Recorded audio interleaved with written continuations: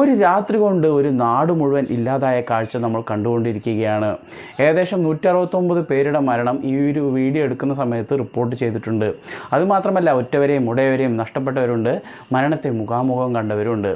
ആദ്യം നമുക്ക് ആ ദുരന്ത ഭൂമിയിൽ എന്താണ് 30/7/2024 സംഭവിച്ചതെന്ന് നോക്കാം. വയനാട് ജില്ലയിലെ മേപ്പാടി ഗ്രാമത്തിലെ പ്രദേശങ്ങളാണ് അട്ടമല, മുണ്ടക്കൈ, ഈ ചൂരൽമല തുടങ്ങിയവ.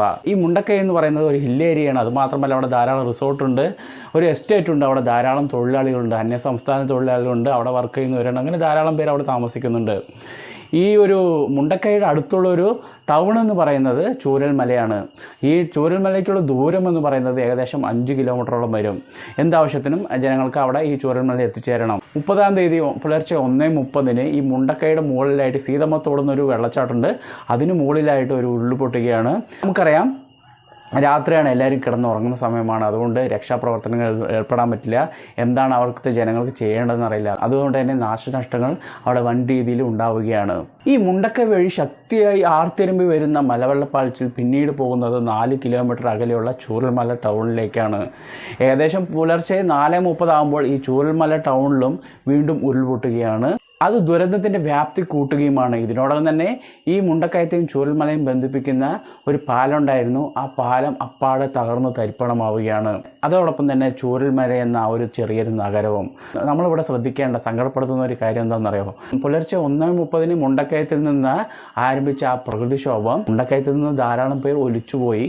അതുകൂടാതെ ഈ ചൂരൽമലയെ ഒറ്റയടങ്കം വിഴുങ്ങി ഈ ഒരു പ്രകൃതിക്ഷോഭം എന്ന് പറയുന്നത്. ഇന്നത്തെ ഒരു റിപ്പോർട്ട് അനുസരിച്ച്, അതായത് 31/7/2024 റിപ്പോർട്ട് അനുസരിച്ച് ഈ അട്ടമലയിൽ ധാരാളം പേരെ രക്ഷപ്പെടുത്തിയിട്ടുണ്ട്. രക്ഷാസേനകളൊക്കെ, ദുരന്ത നിവാരണ സേനകളൊക്കെ രക്ഷപ്പെടുത്തിയിട്ടുണ്ട്. അതുകൊണ്ട് മാത്രമായില്ലല്ലോ, ധാരാളം പേർ മണ്ണിനടിയിൽ കുടുങ്ങി കിടക്കുന്നുണ്ട്. അവരെയൊക്കെ രക്ഷിക്കണം. അതിനുള്ള ഏക മാർഗം എന്ന് പറയുന്നത് ഈ മുണ്ടക്കൈയും ചൂരൽമലയും ബന്ധിപ്പിക്കുന്ന പാലമാണ്.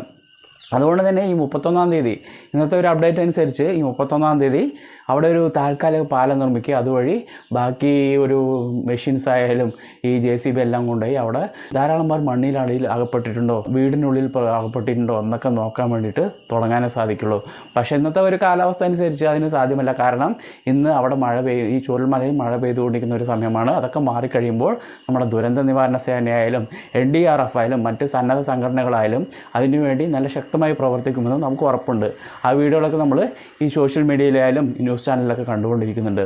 ഇനി നമുക്ക് ചെയ്യാവുന്ന കാര്യങ്ങൾ എന്തൊക്കെയാണെന്ന് ചോദിച്ചാൽ, ഈ ദുരിതാശ്വാസ ക്യാമ്പിൽ, വയനാട്ടിലെ ദുരിതാശ്വാസ ക്യാമ്പുകളിൽ ധാരാളം പേരുണ്ട്. അവർക്ക് ഭക്ഷണം എത്തിക്കണം, വെള്ളം എത്തിക്കണം, മറ്റ് നിത്യോപയോഗ സാധനങ്ങളൊക്കെ എത്തിക്കണം. അതുകൊണ്ട് തന്നെ നമ്മളാൽ പറ്റുന്ന ഈ ഭക്ഷണമായാലും വെള്ളമായാലും ഈ വസ്ത്രങ്ങളുടെ ഒരു കാര്യം പറയുകയാണെങ്കിൽ പഴയ വസ്ത്രങ്ങളൊന്നും കൊടുത്തു വിടാതിരിക്കുക. നിങ്ങൾക്ക് പരമാവധി പറ്റുമെങ്കിൽ നല്ല പുതിയ ഡ്രസ്സുകളൊക്കെ വാങ്ങിക്കൊടുത്ത് വയ്ക്കുക. ഇനിയിപ്പോൾ വെള്ളമായാലും ഭക്ഷണമായാലും, പ്രധാനമായിട്ടും ഭക്ഷണമാണ് അവിടെയുള്ളവർക്ക് ഇപ്പോൾ ആവശ്യം, വെള്ളമാണ് ഇവിടെ ആവശ്യമുള്ളവർക്ക്, അതൊക്കെ എത്തിക്കുക.